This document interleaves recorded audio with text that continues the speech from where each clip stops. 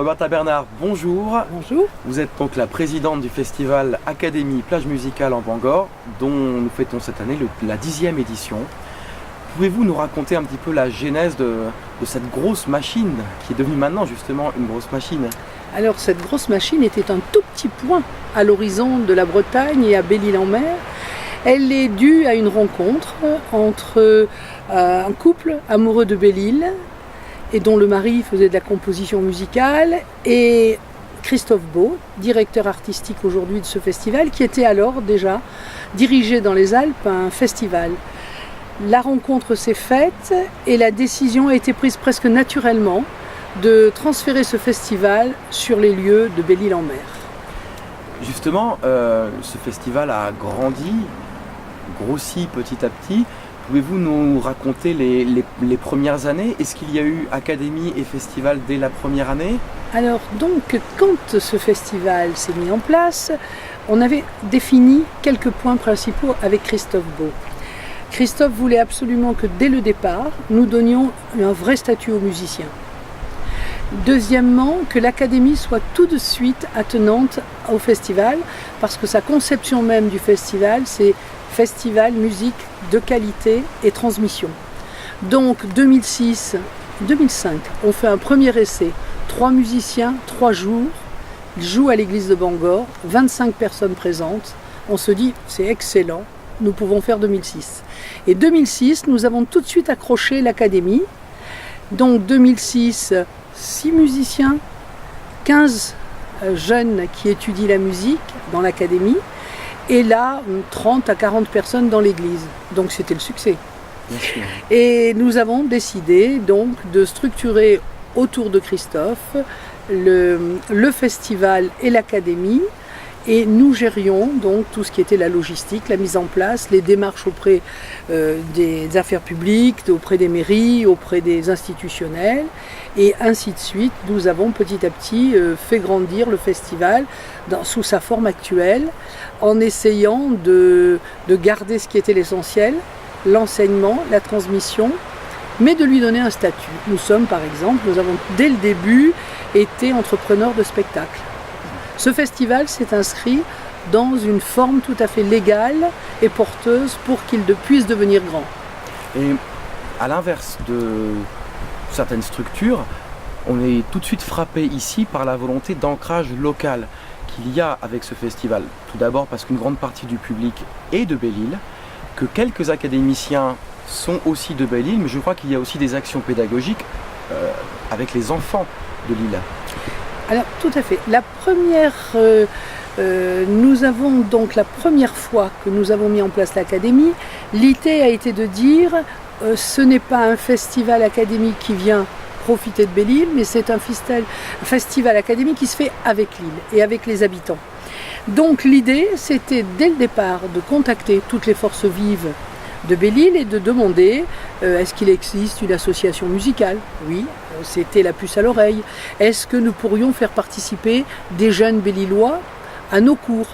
C'était un petit peu compliqué, mais dès le départ, nous avons demandé à la commune des communes de nous allouer une petite subvention de façon à nous permettre à faire un prix coûtant l'académie pour les jeunes Belle-Îlois. Donc, dès le début, les Belle-Îlois ont été invités à participer à l'académie. C'est devenu une tradition. La deuxième chose, il y a, comme vous le savez, un spectacle pour enfants qui se fait depuis maintenant 5 ans à peu près. Et ce spectacle pour enfants est évidemment au service de la pédagogie de la musique et de l'intérêt que peuvent porter des enfants devant un spectacle et un programme. Et l'idée forte était de se dire pourquoi ne pas le travailler durant l'année avec les écoles et inviter les enfants belle-îlois à venir apporter leur contribution, leur réalisation, alors que le spectacle se donne. Nous avons eu la chance exceptionnelle de trouver un mécène de l'île, un habitant, dont la femme est belle-îloise, femme et fille de pêcheurs, et qui a été enthousiaste de cet apport pour les enfants de Belle-Île, et qui nous a proposé son soutien et de soutenir toutes les créations que nous faisons maintenant. Et donc, nous avons fait la première année 2 spectacles par école. Aujourd'hui, nous sommes à la 3e école, une 4e vient s'inscrire et nous travaillons avec une équipe d'artistes toute l'année à venir développer, encadrer le spectacle qui se présente l'été. Justement, vous parliez de proposer la musique, de la transmission, de la vocation pédagogique, mais il y a justement aussi la création, à l'exemple de ces spectacles pour enfants. On a eu bien sûr Histoire de Babar de Francis Poulenc, mais on a eu aussi une création d'Alexandre Gasparov cette année, de Laurent Kamat l'année dernière.